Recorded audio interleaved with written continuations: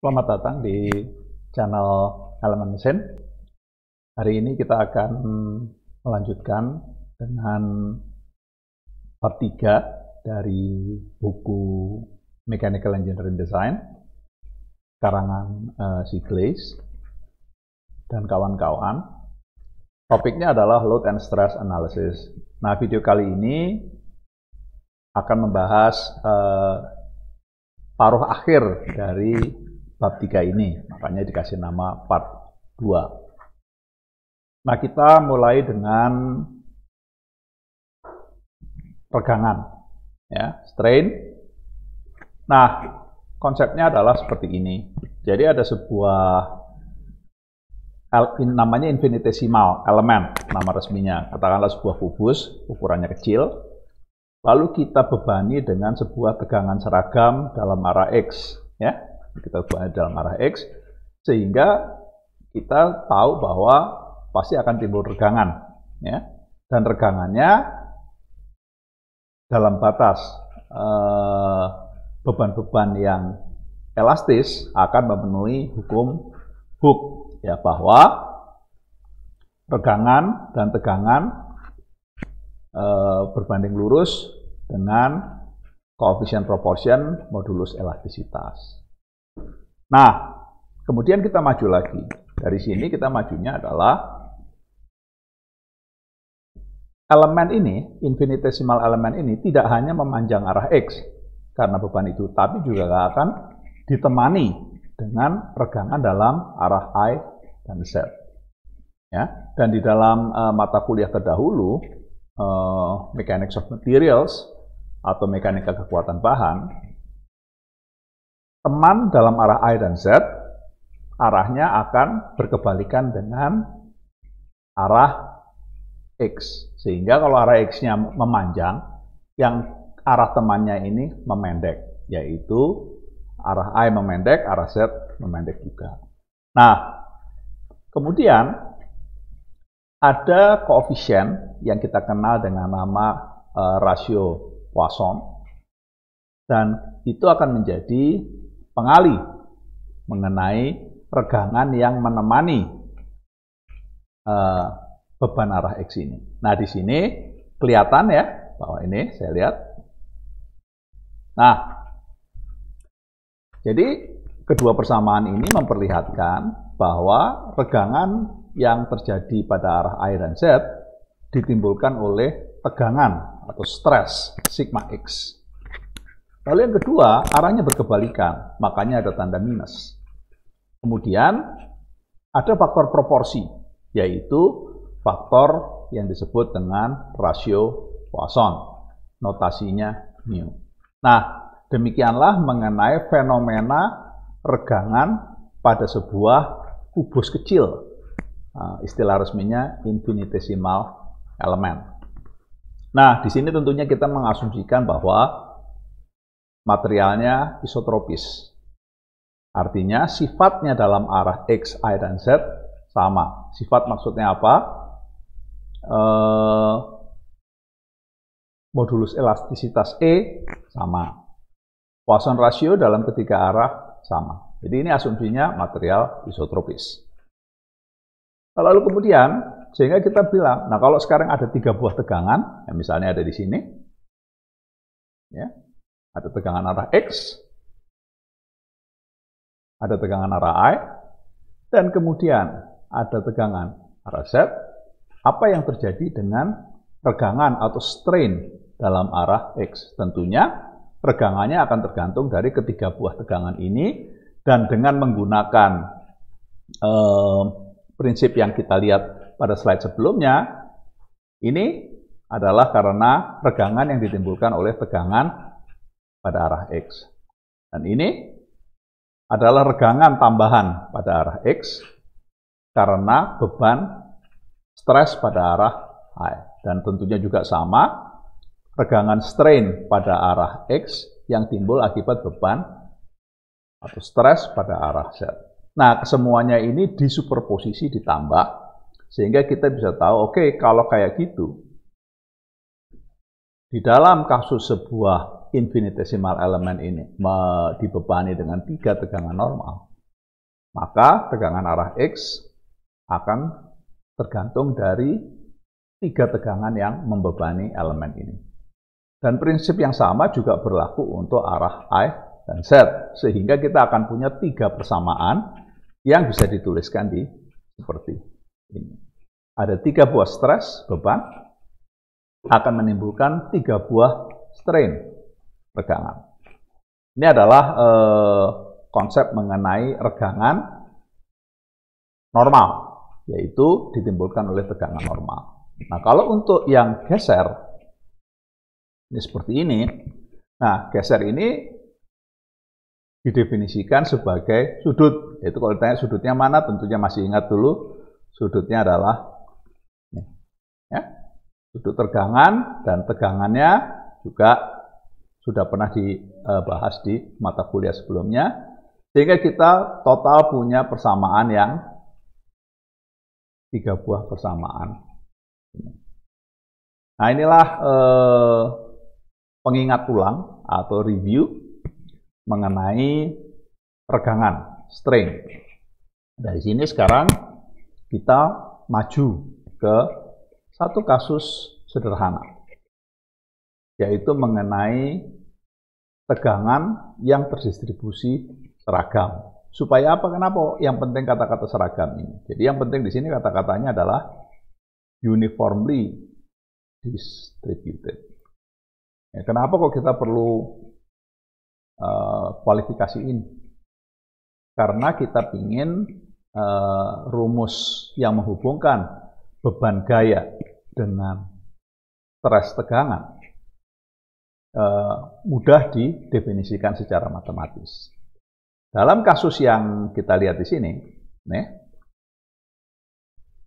ini batang tarik sederhana.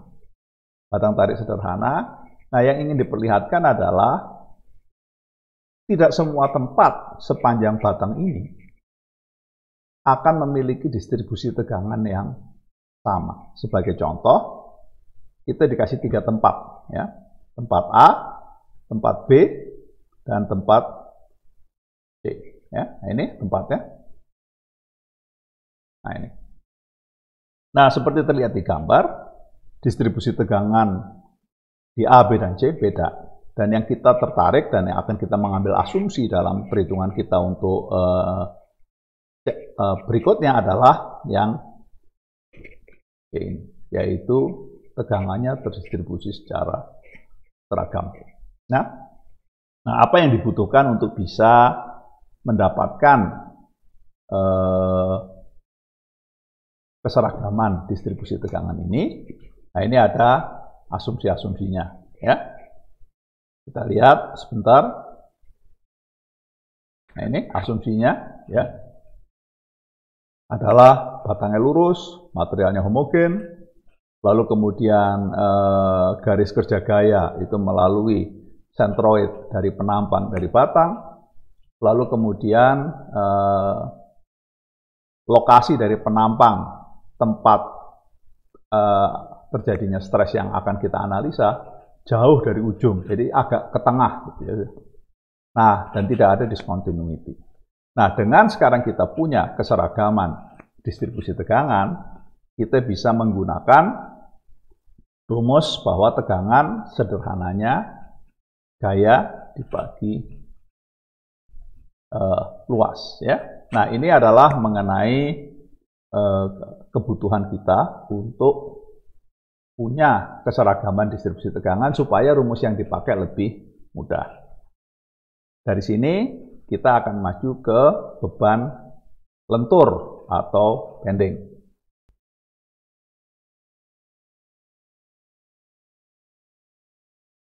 Nah, kita bending. Asumsinya di sini adalah Anda sudah pernah belajar bending di mata kuliah Mechanics of Material, mekanika kekuatan bahan. Nah, jadi di dalam bending kita di sini bendanya awalnya lurus, bentuknya persegi panjang, ya, kayak Lego seperti ini. Ini gambar yang kiri ini. Ya. Nah, setelah dikasih beban bending atau lentur atau mereka nyebutnya flexural beam, yaitu kalau di sini ininya adalah ada momen ini, ya, tentunya sepasang ya momennya supaya setimbang. Nah, si benda ini akan terdeformasi, berubah bentuknya menjadi seperti gambar yang di kanan bawah ini. Nah, kemudian kita bagaimana saya mengkuantifikasi si deformasi ini. Nah, di potret, nah yang kiri bawah ini, sebelum dikasih beban. Kalau udah dikasih beban, persegi panjang ini akan berubah bentuknya menjadi, nah di sini, trapesium. Nah, kalau trapesium tentunya ada alas yang di bawah, ada alas yang di atas. Ya, ada sisi yang di atas, mungkin bukan alas ya. Tapi ya oke lah, sisi yang di atas dan sisi yang di bawah. Nah, sisi yang di atas, kalau kita lihat, tentunya akan memendek. Ya, dan sisi yang di bawah, tentunya akan memanjang. Nah, lalu kemudian bagaimana perubahan ini terdistribusi dari atas sampai bawah. Nah, di sini dari potret ini memperlihatkan bahwa, nah ini, ya. Dari atas ke bawah itu bentuknya garis, sehingga kita bisa bilang, oke, kalau kayak gitu linear. Yang atas memendek, yang bawah memanjang, terus sepanjang dari atas ke bawah, dia linear hubungannya, ya, dari memendek, terus makin lama memanjang. Nah, sehingga dari situ kita tanya, kalau gitu pasti ada sebuah tempat dari atas ke bawah yang tidak memanjang, tidak memendek. Jadi tetap, ya, kalau saya gambar di sini, kalau di gambarnya ini garis ini.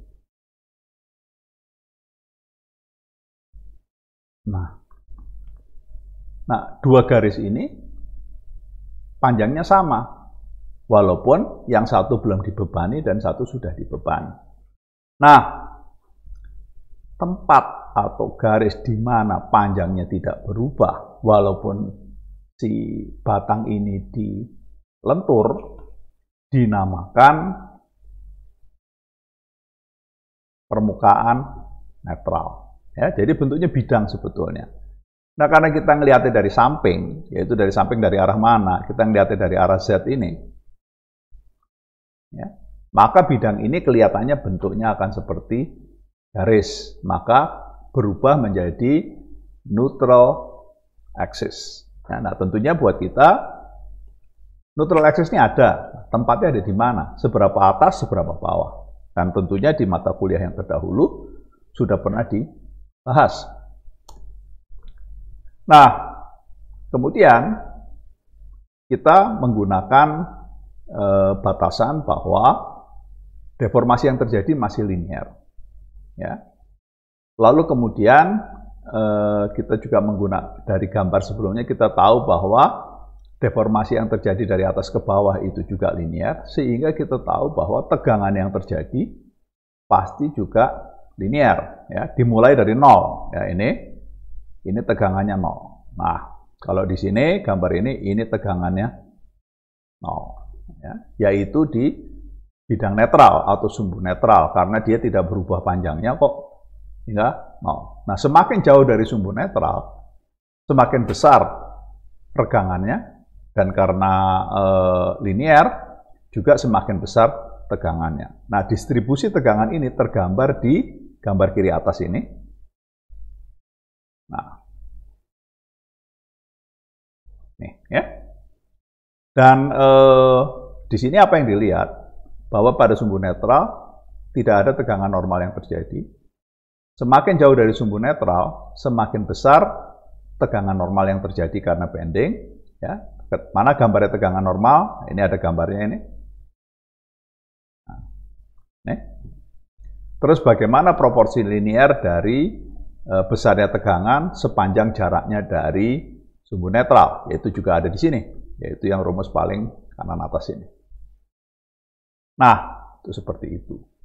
Nah, dengan manipulasi matematika yang sudah dipelajari di mata kuliah Mechanics of Material, kita tahu bahwa yang seperti ditunjukkan di kiri bawah, nah, tegangan normal akan terjadi pada tempat terjauh yang jaraknya dari sumbu normal adalah C. Ya, M-nya adalah momen yang bekerja pada bidang di mana kita menganalisa mengenai distribusi tegangan ini. Ya. Dan demikian juga tegangan yang terjadi pada sebuah tempat ya, akan tergantung dari jaraknya dari sumbu normal. Nah, ini sudah kita pelajari. Dan lalu kemudian, kalau kita mundur ke belakang sedikit, nah ini ada penampang, ya coba kita lihat di sini. Nah, penampang bentuknya persegi. Lalu di gambar yang atas, penampang bentuknya kayak apa ini? Kayak telur dibelah gitu ya. Nah, kita tentunya tanya, bagaimana merepresentasikan bentuk maupun ukuran penampang ini?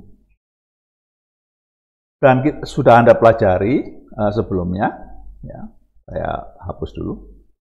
Sudah Anda pelajari bahwa bentuk dan ukuran penampang akan direpresentasikan dalam momen inersia I. Ya. Nah, di sini mana? Ini. Nah, ya.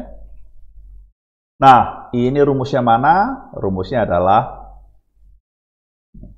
ya.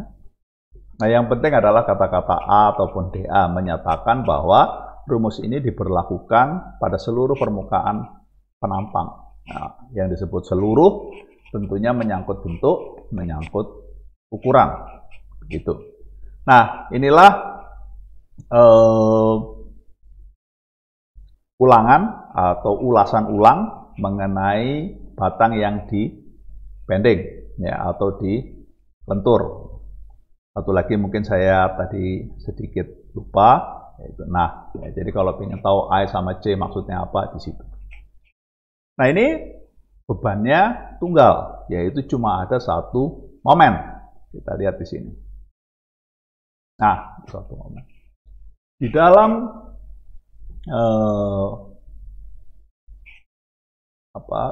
kenyataan sebenarnya, momen ini nggak tunggal. Ya, momen ini biasanya ada dua, yaitu satu arah dan kemudian ada juga arah yang lain. Nanti ada contohnya ya. Nah, sehingga kita bilang, kalau momennya ada dua begini bagaimana? Kita menggunakan superposisi atau penambahan sesuai dengan aturan penambahan vektor. Karena momen adalah vektor. Ya. Dan demikian juga tegangan tidak hanya vektor, tapi sebetulnya juga lebih tinggi tingkatannya, yaitu tensor. Maka kita mensuperposisikannya. Nah, di sini ceritanya adalah nanti tegangan yang terjadi bentuknya seperti ini. Ya. Nah, tinggal buat kita yang penting tahu bahwa ini MZ, ya. Ini momen inersia terhadap sumbu Z. Nah, sementara yang lain saya ganti warnanya dulu.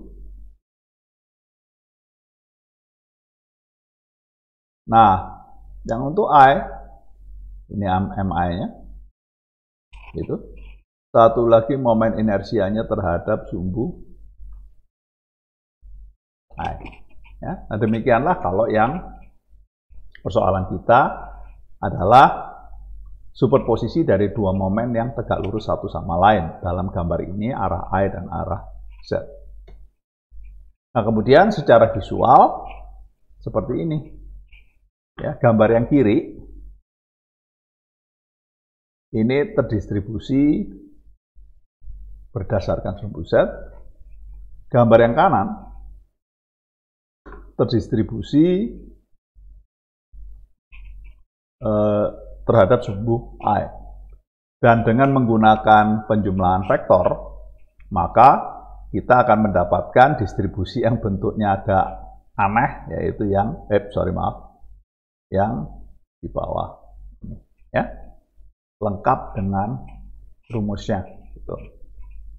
Nah, inilah mengenai ulasan ulang mengenai vektor tegangan dan vektor beban untuk dua buah momen yang berlawanan arahnya. Nah, kemudian kita mau masuk ke persoalan yang umum ditemui di teknik mesin, yaitu bendanya poros, sehingga penampangnya lingkaran. Nah, enaknya penampang lingkaran ini, dia punya sifat aksi simetrik. Sehingga momen inersia terhadap sumbu manapun, hasilnya akan sama. Ya, yaitu di sini langsung dikasih sama dengan, ya. Nah, I akan berlaku untuk arah Z maupun arah I, ya, akan sama besarnya karena sifat aksi simetrik, dan bisa dihitung. Ini rumusnya ada yang di bawah sini, pembilang sini, dan kita langsung bisa tahu sigma maksimumnya adalah nanti besarnya sebesar ini, ya. Jadi ini adalah penyederhanaan untuk kasus di mana penampangnya berupa lingkaran, atau istilahnya round shaft, ya, sumbu yang bentuknya silinder. Nah, slide ini mengakhiri mengenai ulasan kita mengenai tegangan normal. Nah, selain tegangan normal, bending moment juga menimbulkan tegangan geser, ya, yang dikenal dengan nama istilah transverse shear, ya. Nah, ini logikanya gimana? Logikanya sederhana. Pertama, kita tinjau penampang kita. Lalu penampang ini kita potong seperti yang di bawah ini. Nah, ini. Nah, seperti itu. Saya ganti warna dulu, ya. Nah, lalu kemudian di potongan ini kita gambar tegangan normal sesuai dengan beban lentur yang sudah kita bahas di slide sebelumnya. Yaitu kita punya ini beban normal semua, perhatikan. Kedua, kita juga punya beban normal. Ya, dari mata kuliah mekanika kekuatan bahan, momen di setiap titik pada sepanjang batang akan berbeda-beda. Sehingga kalau kita lihat di sini, distribusi tegangan normal di sebelah kiri dalam gambar ini, ya, yaitu yang ini yang saya kasih ini, akan berbeda dengan distribusi tegangan normal yang di sebelah kanan. Apa yang berbeda? Besar dan arahnya. Nah, lalu kemudian kita mau meninjau kesetimbangan. Kesetimbangan arah apa? Arah, yaitu kalau di sini arahnya X kalau nggak salah, ya. Nah, ini arah X. Berarti secara resultan ada gaya yang positif ke arah X, ada gaya yang negatif ke arah X, dan besarnya beda. Sementara infinitesimal elemen ini berada dalam kesetimbangan. Sehingga kita tahu pasti ada sesuatu hal yang lain yang menyetimbangkan si infinitesimal dan sistem gaya ini. Nah, siapa yang menyetimbangkan? Yang menyetimbangkan adalah ya. Jadi Anda perhatikan bahwa distribusi tegangan di sebelah kiri berbeda dengan distribusi tegangan di sebelah kanan. Nah, gambarnya aja kelihatan beda. Sehingga kita tahu kalau ini kita integralkan, maka akan ada selisih gaya. Nah, selisih gaya ini disetimbangkan oleh resultan dari distribusi tegangan geser yang terlihat di infinitesimal elemen yang ini, ya. Nah, jadi ini pandangan samping, ya. Pandangan samping dilihat dari arah sana. Nah, dari arah sana akan menghasilkan gambar seperti ini. Nah, tinggal kita lihat, oh ya, itu, ya, bahwa akan ada tegangan geser karena perbedaan momen sepanjang batang kita. Ya. Nah, kemudian tinggal sekarang dicari berapa besarnya. Nah, jangan lupa tadi kita bicara mengenai, kalau di gambar ini, kita bicara mengenai momen yang ini.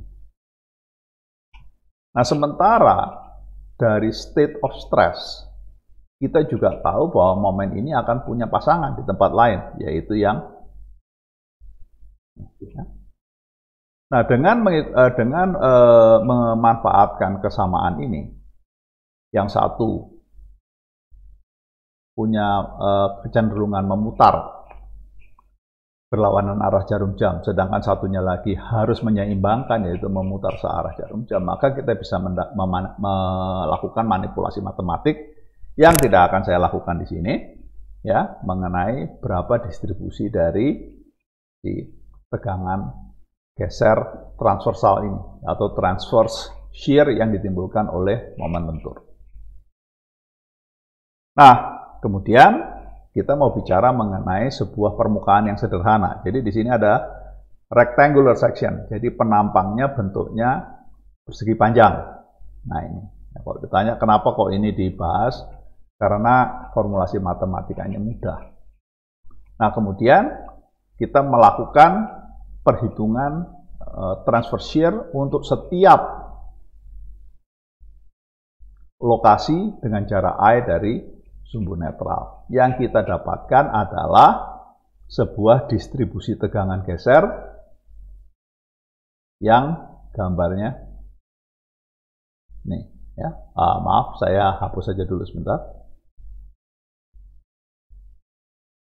Nah, kita akan mendapatkan distribusi tegangan geser yang rumusnya adalah semacam ini, ya.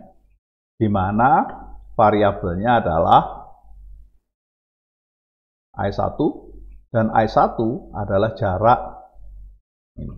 Sehingga kalau kita plot I1 dari 0 sampai pinggir atas atau bawah dari si penampang kita akan mendapatkan distribusi yang seperti ini.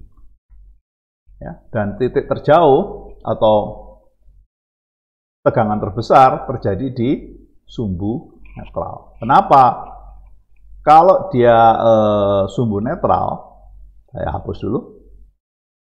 Nah, pada sumbu netral, I1 sama dengan 0. Sehingga suku ini hilang. Ya. Nah, kalau suku ini hilang, yang tersisa adalah yang ini. Dan persis seperti yang terlihat di sini. Ya. Nah, inilah ilustrasi dan ulasan ulang mengenai transverse shear dan aplikasinya untuk penampang yang bentuknya persegi panjang. Nah, bagaimana untuk kalau penampang yang lain? Kita tidak menampilkan matematikanya, langsung saja kita lihat untuk beberapa bentuk penampang. Tadi yang kita bahas adalah yang rectangular. Nah, di sini diberikan 3 bentuk lain. Ini bulat pejal. Ya, ini pipa dengan dindingnya tipis, ya tebal-tebal amat. Terus ini adalah besi struktur profil I, ya, dan lagi-lagi tipis. Nah di sini formulanya untuk tegangan geser maksimum yang terjadi pada sumbu netral diberikan. Ya. Nah, udah cukup itu saja. Lalu kemudian kita mau maju. Nah, mengenai tegangan geser. Tegangan geser maksimum. Jadi yang sudah menyangkut penggunaan lingkaran Moore yang kita pelajari di sebelumnya, yaitu tegangan geser maksimum pada orientasi tertentu yang tergantung dari tegangan normal dan tergantung dari tegangan geser. Tegangan normalnya adalah tegangan normal karena bending. Tegangan gesernya adalah transverse shear. Ya. Sehingga tegangan normal maksimumnya kalau dihitung rumusnya seperti yang terlihat di sini. Ya. Dan plotnya seperti terlihat di sini. Ya. Nah mungkin sekedar sajalah informasi. Apa sih gunanya kok yang dihitung kok tegangan geser maksimum? Ya, di lingkaran Moore-nya kok cari tegangan geser maksimum maunya dibawa kemana? Yaitu dibawa mengenai teori kegagalan bila materialnya liat. Sebagian besar material yang dipakai di engineering, di industri, adalah material yang liat. Baja itu liat, ya. Besi cor itu getas. Nah, kebanyakan baca, jadi lihat. Dan kalau benda lihat, nanti kita akan belajar di bab 5, bahwa material kalau lihat, gagalnya karena tegangan gesernya melebihi kekuatan si material. Sehingga kita tertarik di sini, menghitung tegangan geser maksimum dengan menggunakan rumus tegangan normal, rumus tegangan geser transverse, dan menyatukan keduanya dengan menggunakan lingkaran Mohr. Ya.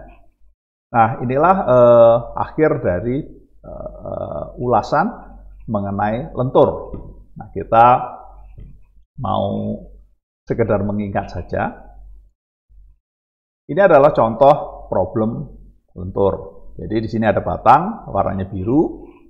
Lalu kemudian batang ini ada panjangnya, kemudian kita memberi beban, bukan memberi beban, ada panjangnya, lalu kemudian kita memberikan tumpuan, ya, supaya menjaga dia setimbang, dan lalu kemudian kita kasih beban.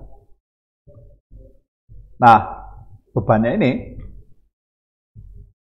sebentar. Oke, jadi saya teruskan. Ini adalah contoh tadi. Nah, setelah kita beri tumpuan, kemudian kita beri beban pada sebuah tempat, yaitu bebannya ini. Ya, tumpuannya adalah tempat yang di sini. Dua tempat kebetulan di sini. Nah, kita tinggal menghitung gaya reaksi tumpuan sesuai dengan persamaan-persamaan kesetimbangan, ya, dan dengan mudah tentunya akan bisa didapatkan gaya pada tumpuan masing-masing adalah sebesar 366 dan 122, satuannya pound force, seperti terlihat pada gambar.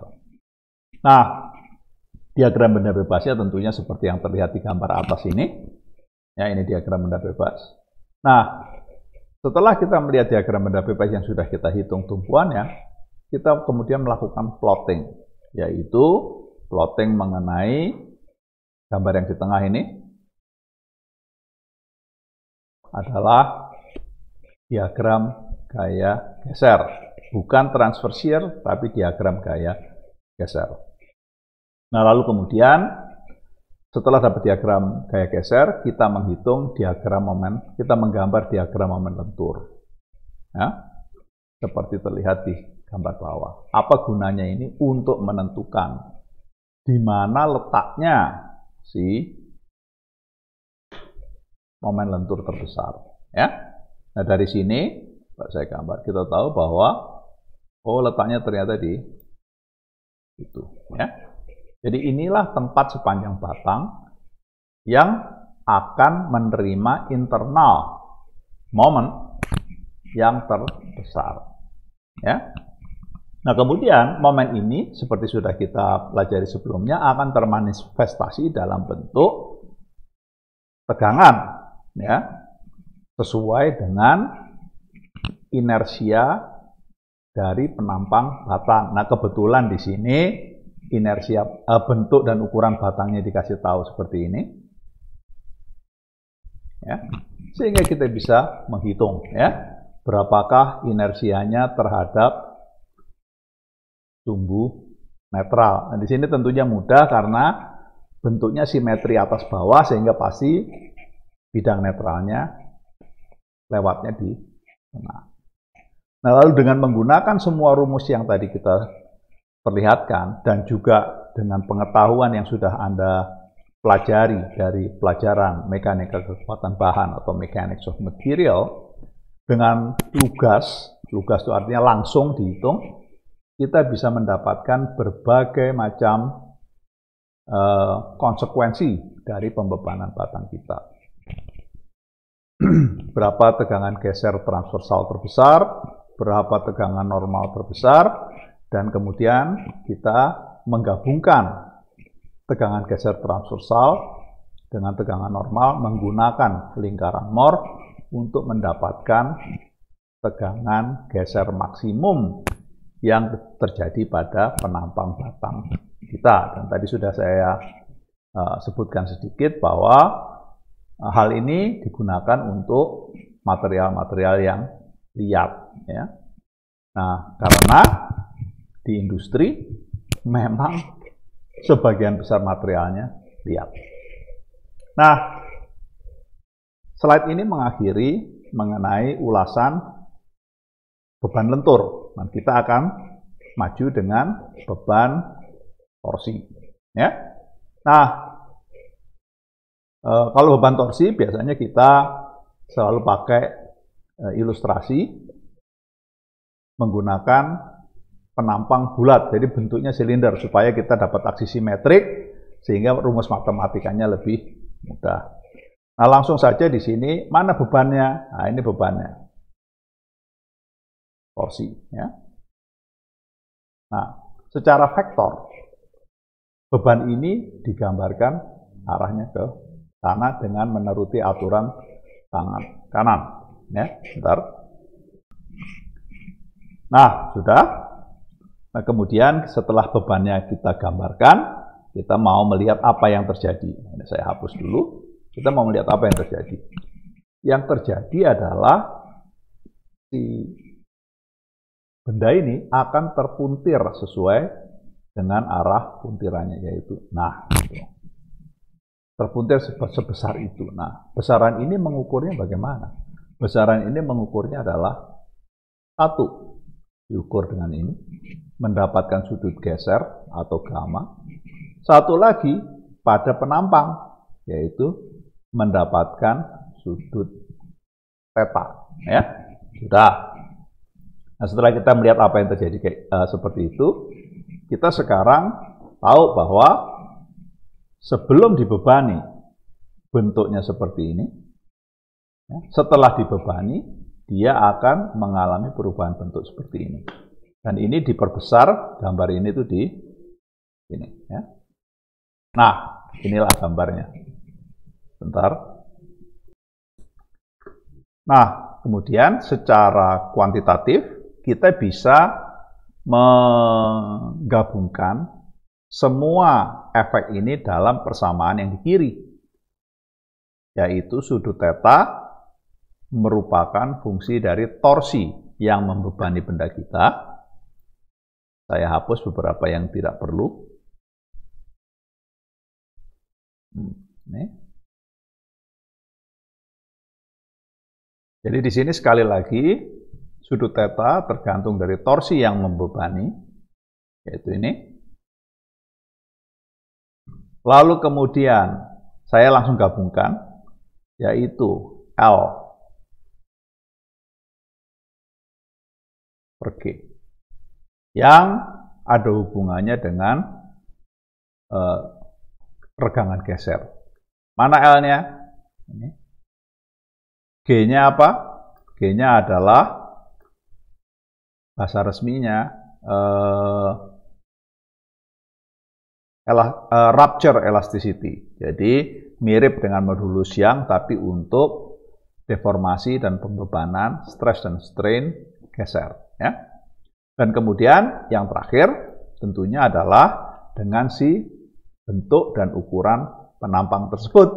Ya. Nah, karena penampangnya lingkaran, ini kita rumus untuk mendapatkan inersia terhadap, namanya inersia polar, beda dengan inersia yang kita pakai di momen lentur ya. Makanya lambangnya J bukan I. Nah, ini adalah inersia terhadap sentroid O. Kalau di dalam gambar ini gambarnya O, yaitu ini ya.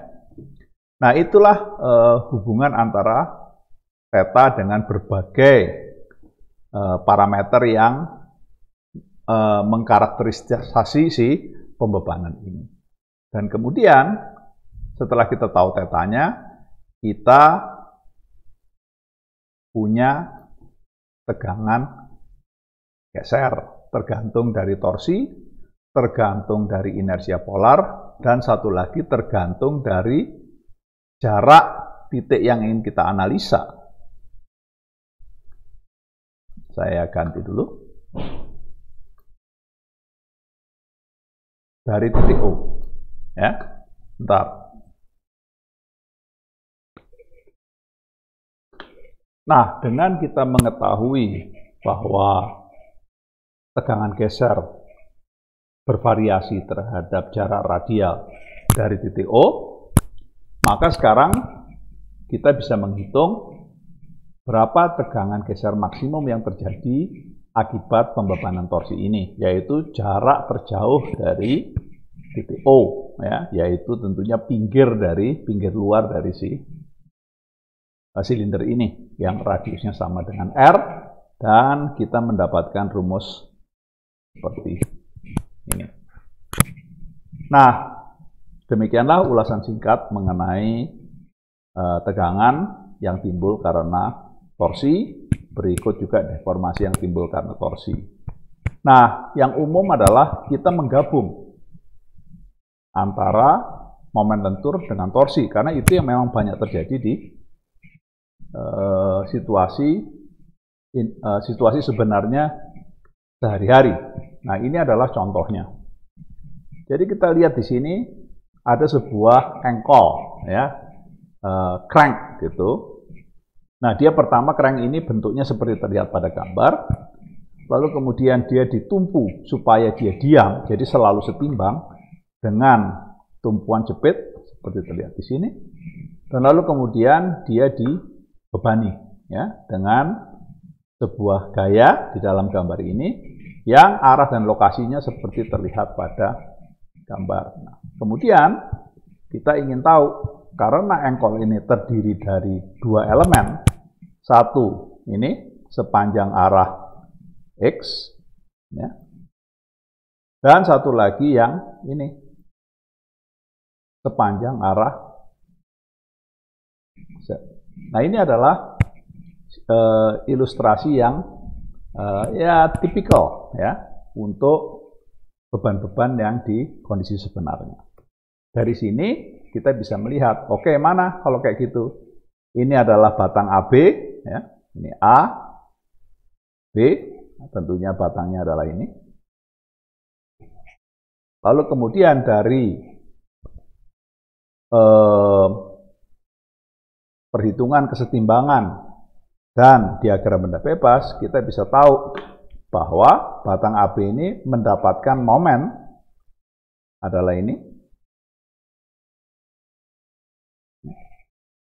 lalu mendapatkan torsi yang itu untuk batang AB, ya, dan tentunya untuk batang yang lain saya ganti warna sebentar, yaitu batang ini BC, ini gambarnya ada di sini. Dia menerima momen,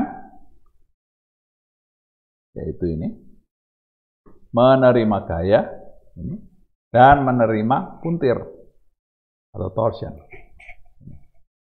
Nah, bekerja dengan 3 dimensi seperti ini memerlukan atau menjadi lebih mudah kalau kita menggunakan vektor.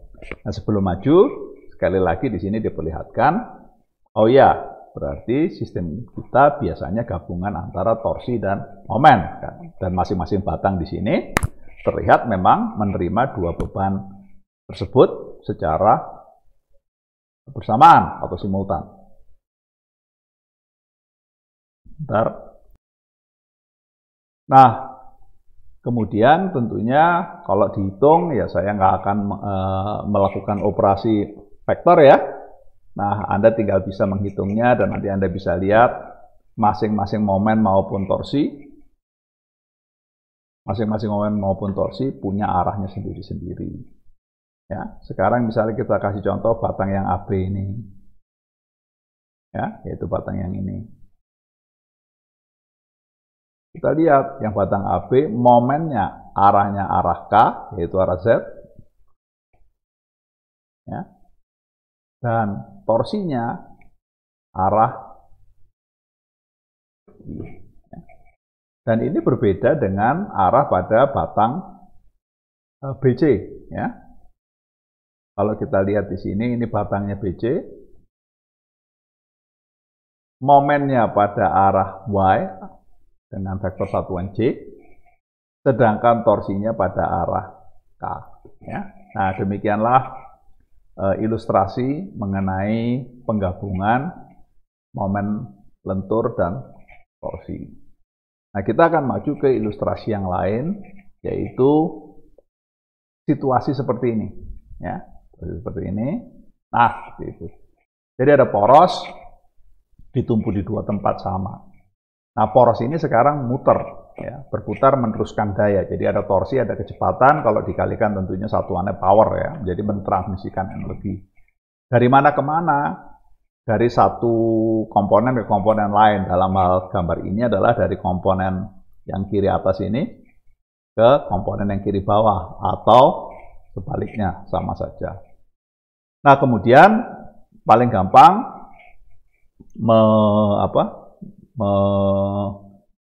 membayangkan ini adalah sebuah poros dengan dua buah pulley dan belt, ya. Nah, masing-masing pulley dan belt tentunya beltnya akan menimbulkan daya tarik seperti terlihat di gambar ini. Dan kemudian kita memindahkan gaya-gaya yang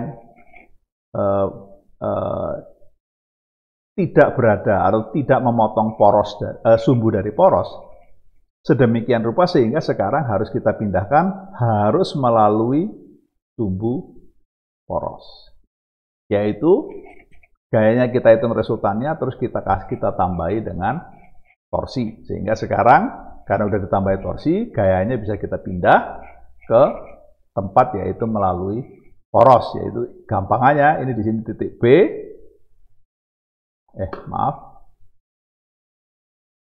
Ini ke titik B sini. Kok angkanya 1200? Karena gayanya ada dua, yaitu 1000 dan 200. Begitu. Nah, sehingga dari sini kita punya torsi dan momen pada arah yang berbeda, ya, yaitu arah momen arah I, satu lagi momen arah Z, yaitu yang ini, ya. Jadi makanya di sini yang I adalah yang ini,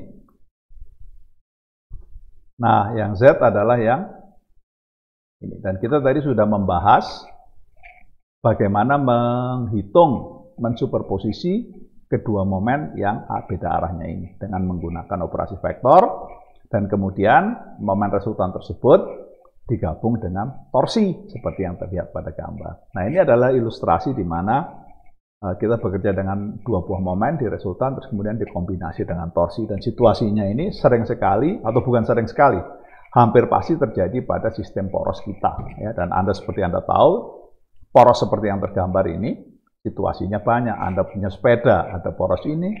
Anda punya sepeda motor, ada poros ini. Anda punya mobil truk, ada poros ini. Ya, Anda punya kipas angin, ada poros ini. Jadi konfigurasi tumpuan dan pembebanan seperti yang terlihat di gambar ini, itu ada di mana-mana di sekeliling Anda. Ya, dan tugas kita sebagai mechanical engineers adalah mengkuantifikasi, jadi harus ada angkanya, tumpuan, beban, dan tegangan yang timbul karena konfigurasi poros ini. Nah, lalu tadi kita mau cerita. Tadi kita mau cerita yaitu melanjutkan. Tadi kita bicara mengenai kita butuh yang disebut distribusi yang seragam, distribusi tegangan yang seragam, supaya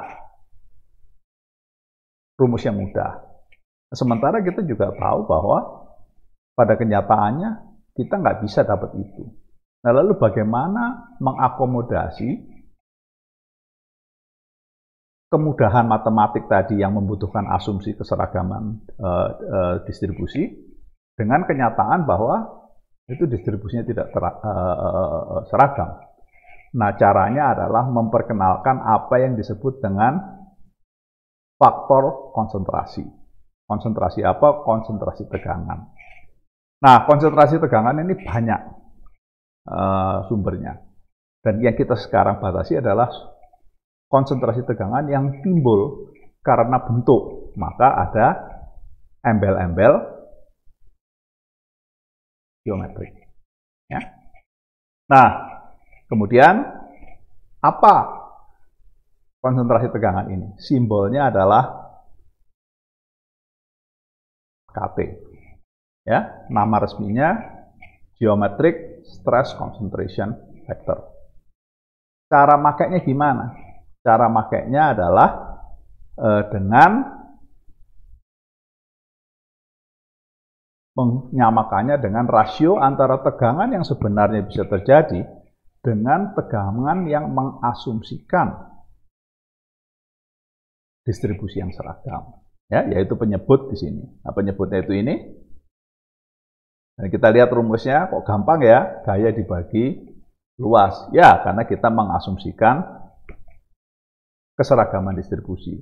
Namun karena adanya bentuk lobang di sini, nah ini ceritanya ada lobang ya, ini ilustrasi saja, maka kita nggak bisa dapat keseragaman itu lagi. Terus bagaimana mengakomodasi itu? Kita bilang, oke, pasti harganya lebih tinggi. Caranya, kalikan dengan KT ini, Stress Geometric Factor. Nah, terus bagaimana cara mendapatkan KT? Ya, bagaimana cara mendapatkan faktor ini? Nggak ada lain, ya sudah. Kalau zaman dulu dilakukan penelitian di laboratorium, kalau zaman sekarang bisa juga disubstitusi atau dilengkapi dengan analisa tegangan menggunakan software-software analisa tegangan seperti finite element software ya dan lain sebagainya. Nah, itulah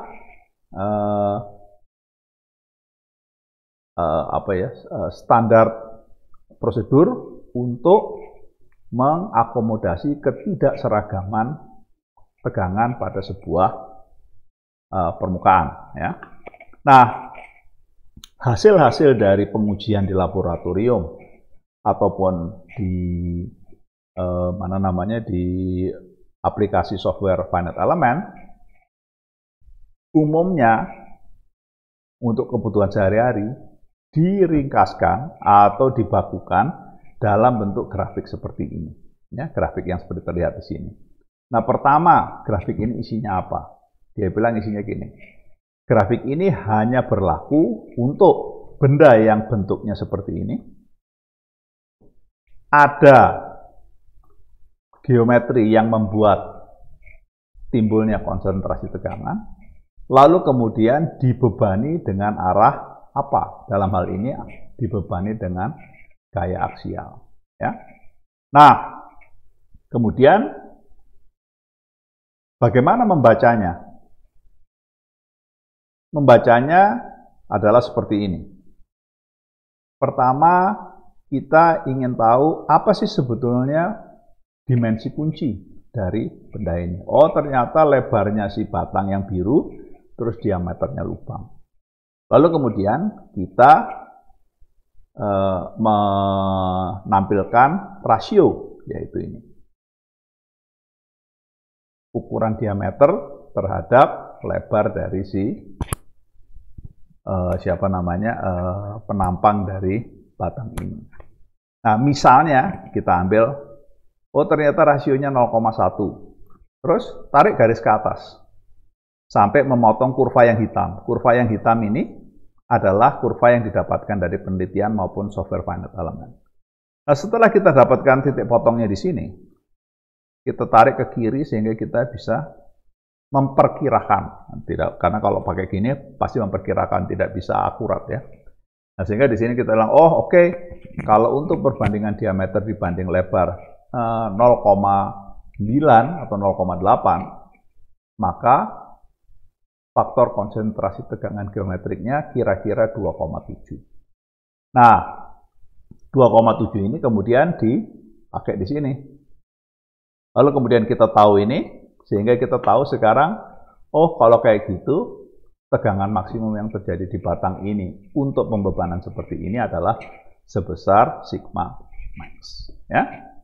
Contoh seperti ini. Ya. Contohnya seperti ini ada batang, lalu kemudian kita pengen tertarik dengan yang ini, karena ini ada lubangnya ya. Sehingga kita tanya berapa diameter lubangnya, kebetulan diameternya adalah 4 mm. Nah ini. Terus lebarnya sendiri 40 mm. Ya. Gayanya tarik. Nah, berarti udah cocok. Kita bisa pakai yang sebelumnya ini. Ya. 4 dibagi 40 kira-kira 0,1. Terus kemudian kira-kira 2,7. Semua kata-katanya kira-kira ya. Karena kita bicara mengenai pakai gambar, kita nggak bisa akurat. Sehingga pada tempat ini si luas penampangnya bisa dihitung. Setelah luas penampang dihitung, kita pakai untuk menghitung tegangan yang mengasumsikan terdistribusi seragam. Setelah itu tegangan ini kita kalikan dengan faktor konsentrasi tegangan geometri yang sudah kita dapatkan sebelumnya, sehingga kita tahu pada penampang ini terjadi tegangan tertinggi sebesar. Ya, nah demikianlah ulasan ulang mengenai faktor konsentrasi tegangan karena bentuk atau geometric stress concentration factor. Nah, kita sekarang maju ke pembebanan dan konfigurasi berikutnya yang umum, yaitu kalau ada silinder, lalu silinder ini dalamnya bertekanan, luarnya juga bertekanan. Maka kita perlu merepresentasikan mengenai berapa tegangan yang timbul. Ya. Nah, pertama sebelum rumusnya, kita mau lihat gambar ini dulu. Nah, ini tegangan yang ingin kita pakai. Nah, kalau saudara lihat, sistem koordinatnya agak baru yang ini. Ya, dan kita bisa meminjam pada saat Anda belajar kuliah kinematika. Di kuliah kinematika ada sistem koordinat Kartesian, yaitu yang kita pakai dari tadi, ini Kartesian, X, Y, dan Z. Nah, pada saat saudara belajar kinematika, saudara juga diajari mengenai sistem koordinat polar. Ya, dan ini yang kita pakai di silinder-silinder semacam ini, yaitu arah tangensial, atau kalau di sistem koordinat polar namanya arah traversal, dan satu lagi arah radial. Ya. Nah, kedua tegangan inilah yang ingin kita hitung. Dan kita tentunya nggak ingin menurunkan ya, itu sudah ada di pelajaran Mechanics of Material, yaitu pada sebuah tempat, ya, pada sebuah tempat yang jaraknya R dari pusat silinder, maka tegangannya arah tangensial maupun radial dapat dituliskan dengan rumus seperti terlihat. Ya, dan ini sebetulnya nggak susah-susah. Ini adalah I, jadi ini adalah tekanan di dalam lubang silinder. Ini ini adalah radius lubang silinder.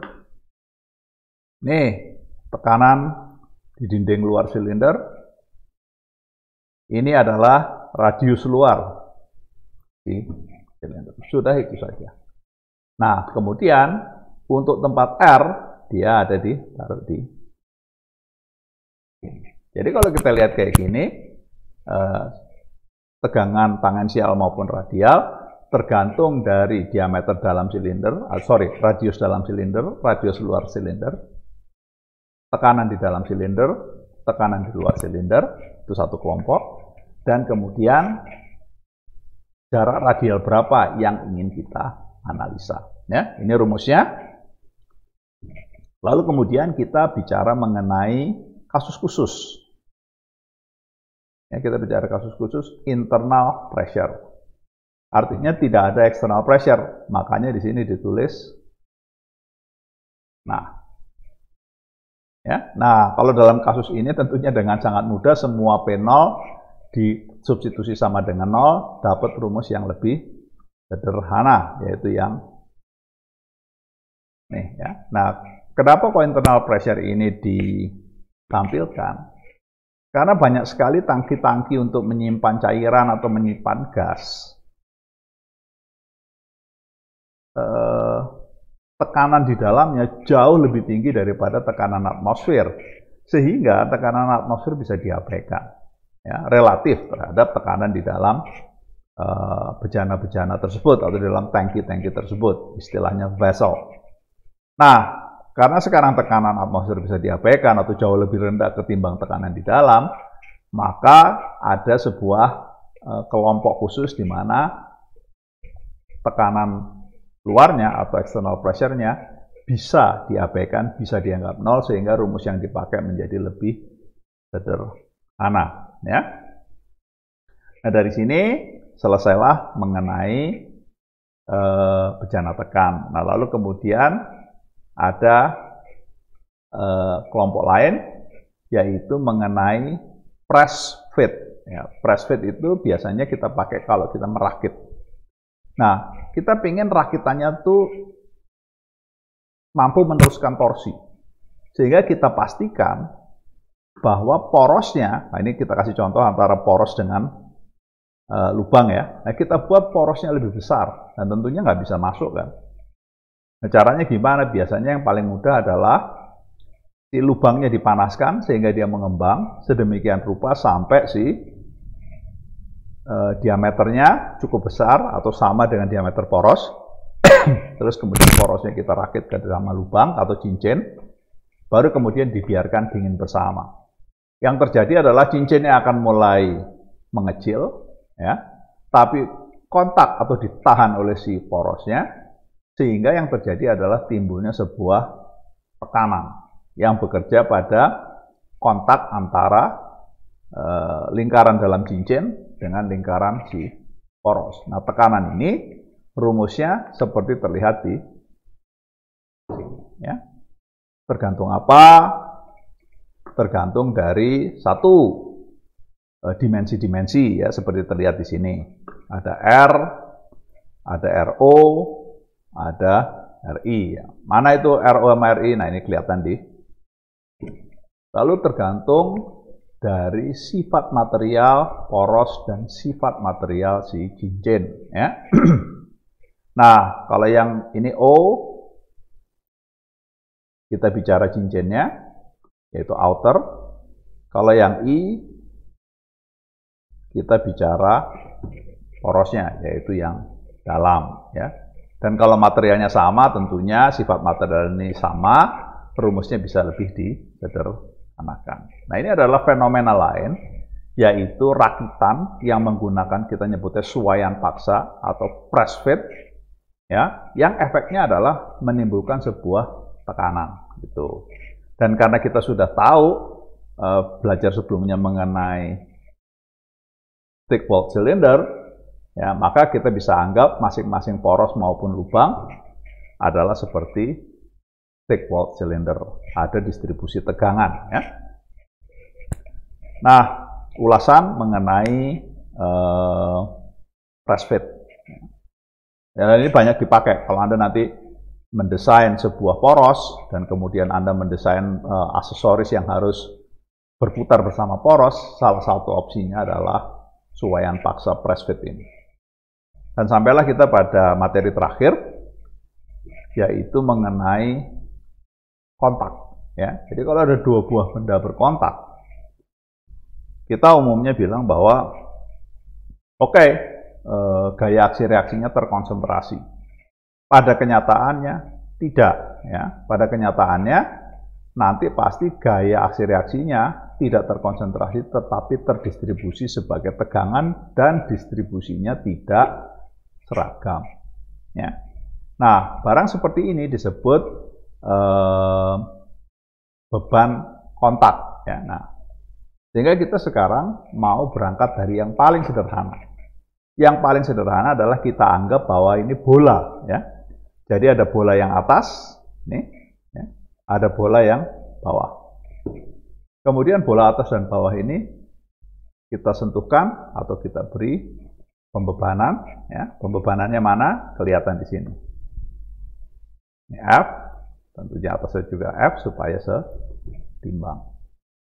Ya. Nah, karena bola ini tidak kaku, bisa terdeformasi, maka tentunya tempat kontak bola ini tempat kontak ini Nah, ini tidak berupa titik, tapi akan berupa sebuah permukaan, ya, karena bolanya terdeformasi. Nah, saya bilang tadi berangkat dari sederhana, kenapa kok bola? Karena kita bisa mengasumsikan nanti permukaannya yang berkontak bentuknya sederhana, ya, yaitu lingkaran. Ya. Nah, apa kesederhanaan ini semuanya? Karena semuanya serba aksi simetrik. Jadi kita tidak perlu membahas mengenai dua arah, tapi kita cukup membahas mengenai satu arah saja, yaitu arah radial. Nah, dengan benda kontak seperti ini, kita kemudian tanya, berapa distribusi tegangan pada bidang kontak ini? Tentunya tidak seragam, nah tergambar di sini, ya, yaitu ini. Nah, yang di tengah ini tinggi, makin ke pinggir makin kecil. Inilah penyederhanaan mengenai distribusi tegangan yang timbul pada dua benda yang berkontak.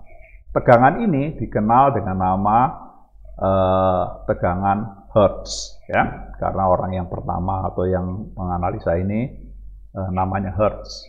Nah, lalu kemudian kita mengkuantifikasi. Oke, mengkuantifikasi. Ini yang kita buat, ini kontaknya. Lalu kemudian terdistribusi, dan kita cukup satu arah saja A, karena tadi toh aksi simetrik, ya. Nah, kemudian gambarnya kita perbesar seperti ini. Nah, seperti itu. Nah, kontaknya tidak titik, tapi kontaknya adalah lingkaran, ya. Ini. Nah, kemudian kita tanya, si lingkaran tadi, ini lingkaran ini, berapa radiusnya? Nah, radius lingkaran tergantung dari berapa gayanya dan berapa diameter bolanya dan sifat material masing-masing. Seperti itu. Jadi, rumus ini memperlihatkan lingkaran yang terjadi akibat adanya deformasi kedua bola akibat ditekan. Lalu kemudian kita sudah tahu bahwa tegangannya terdistribusi secara radial, kita ingin tahu berapa tegangan yang paling besar ini. Nah, di sini disebutkan. Jadi jelas urutannya, Anda punya si bolanya, Anda tahu ukurannya, Anda tahu sifat materialnya, Anda beri gaya, Anda ketemu berapa lingkaran yang terbentuk. Radius lingkaran ketemu, radius ini bersama gaya dipakai untuk menentukan berapa tegangan yang terjadi yang terbesar. Dan selalu yang terbesar, karena kita ingin pakai untuk nanti melihat apakah terjadi kegagalan atau tidak, istilahnya pecah atau enggak. Nah, kemudian karena sifatnya aksi simetrik, maka berlakulah bahwa tegangan normal terbesar akan sama dengan tegangan arah X, akan sama dengan tegangan arah Y. Ini sebetulnya Y ya, cuman kalau saya lihat, bentar saya pindah dulu. Nah, ini kalau saya giniin keluar nggak Y-nya? Ah, keluar Y-nya ya. Nah, itu Y-nya. Nah, kemudian sehingga kita bisa tahu kita sudah menghitung maksimumnya. Lalu kita ada Z di sini. Z ini apa? Z ini adalah kedalaman. Jadi kalau kita gambar di sini, ya, mana arah Z? Arah Z itu arahnya ini, yaitu arah bekerjanya gaya. Ya. Tergantung dari seberapa jauh dari permukaan kontak. Ya. Nah, ini ketemu. Lalu kemudian karena ini 3 dimensi, maka tentunya akan ada tegangan tekannya, yaitu dalam arah Z, ya, sebesar ini. Dan ini sekaligus juga menjadi tegangan utama yang paling negatif. Ya. Kalau tadi kita dulu masih ingat, kita punya tegangan normal utama yang paling positif, ini yang paling negatif. Dan sigma 2 berada di tengah-tengahnya. Ya. Nah, untuk rumusnya sendiri, bentuknya yang komplit adalah seperti ini. Ya, dan ini bisa saudara lihat di buku, yang penting tahu artinya. Lalu kemudian kita maju ke variasi dari si benda yang berkontak. Ya. Variasinya adalah bendanya tidak lingkaran, tapi bendanya bentuknya adalah silinder. Ya. Jadi sifat aksisimetrinya berkurang, ya. Dan kemudian terdistribusinya secara linear dalam arah X, yaitu arah ini. Ya. Ini rumusnya gimana? Nah, kita lagi-lagi, ini pasti akan, kalau kita lihat penampangnya bentuknya seperti ini, diperbesar seperti ini. Tentunya kita ingin tahu pertama, berapa sih ukuran dari lebar kontak ini. Ya. Dan dengan lugas, saya cukup mengambil dari buku, tidak akan dibahas penurunannya. Kita ketemu inilah lebarnya. Kalau sudah ketemu lebarnya, dipakai untuk mendapatkan berapa tekanan maksimum terbesar. Setelah dapat tekanan maksimum terbesar, kita konversi dalam arah X dan Y. Ya. Lagi-lagi tergantung apa? Tergantung dari beban, tergantung dari sifat material, dan tergantung berapa jaraknya dalam arah Z, yaitu arah ini. Ya. Nah, kemudian setelah ketemu arah X dan Y, kita bisa tahu arah Z-nya yang sekaligus merupakan tegangan normal utama yang paling negatif. Ya.